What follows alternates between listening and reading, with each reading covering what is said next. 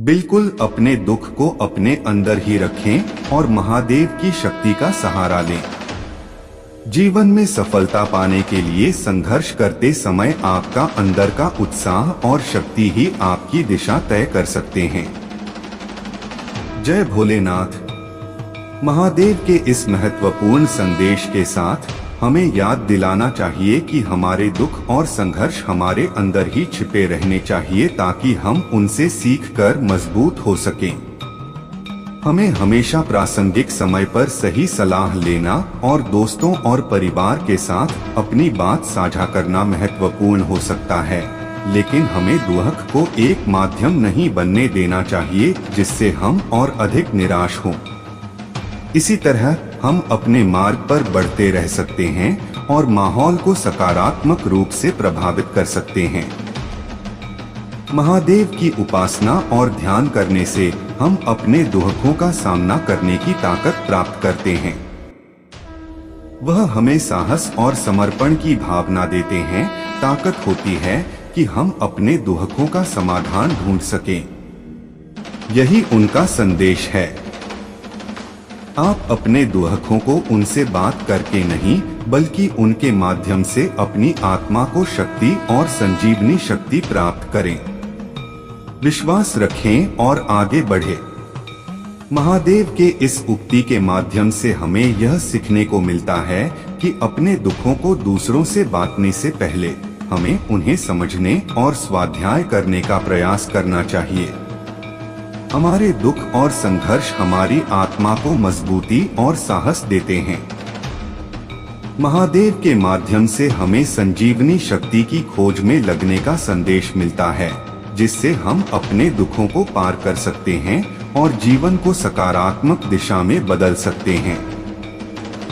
महादेव के इस उक्ति का मतलब है कि हमें अपने दुखों को दूसरों से साझा करने की बजाय उन्हें अपने अंदर ही रखना चाहिए। यह सिर्फ हमारी मानसिकता को सुधार सकता है और हमें मजबूत बना सकता है। हमारे दुखों का समाधान हमारे अंदर ही होता है और महादेव की इस सलाह का पालन करके हम अपनी आत्मा को मजबूती से भर सकते हैं। धैर्य और साहस रखने से हम हर मुश्किल को पार कर सकते हैं। जीवन में दुखों और संघर्षों का सामना सभी को करना पड़ता है। महादेव का संदेश है कि आप अपने दुख को अपने अंदर ही रखें और उसे अपनी शक्ति में बदलें। आपकी मनोबल को बढ़ाने के लिए संजीवनी मंत्र है, कर्म करो और फल की चिंता मत करो। इसी तरह से आप अपने दुखों को पार करके महादेव की तरह महाकाल बन सकते हैं। महादेव के इस महत्वपूर्ण संदेश का मतलब है कि आपके दुखों को सिर्फ अपने अंदर ही रखें और उन्हें दूसरों को न बताएं। यह आपकी मानसिकता को मजबूत और सकारात्मक बनाने में मदद कर सकता है, क्योंकि आप खुद ही अपने दुखों का सामना करने की क्षमता विकसित करेंगे। यह भी ध्यान देने योग्य है कि आप अपने दुखों को किसी विश्वासपूर्ण दोस्त या परिवार के सदस्य के साथ साझा कर सकते हैं यदि आपको सहायता चाहिए। बिल्कुल, जीवन में कई बार हमारे दुख हमारी आत्मा को मजबूती से संबोधित करते हैं। यह हमारे आंतरिक बल को बढ़ावा देते हैं और हमें मजबूत बनाते हैं। महादेव की कथाओं और उनके उपदेशों से हमें यह सीखने को मिलता है कि हमें अपने दुख को स्वयं ही पार करना चाहिए और मजबूत होकर आगे बढ़ना चाहिए। वे हमें साहस और संजीवनी शक्ति का प्रतीक हैं। यदि आपको और महादेव के उपदेशों के बारे में और जानना है तो कृपया पूरे भविष्य में अधिक मदद करने के लिए पूछें। महादेव ने हमें दिखाया है कि दुखों को अपने अंदर ही समझना और सहना अधिक उपयोगी हो सकता है। जब हम अपने दुखों को दूसरों से बांटते हैं तो वे बढ़ जाते हैं।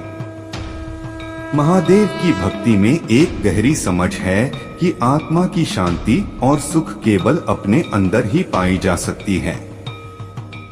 इसलिए अपने दुखों को अपने साथ लेकर महादेव की तपस्या करें और आत्मा की ऊंचाइयों को प्राप्त करें। आपके जीवन में मुश्किलें आ सकती हैं, लेकिन वो आपके विकास के लिए होती हैं।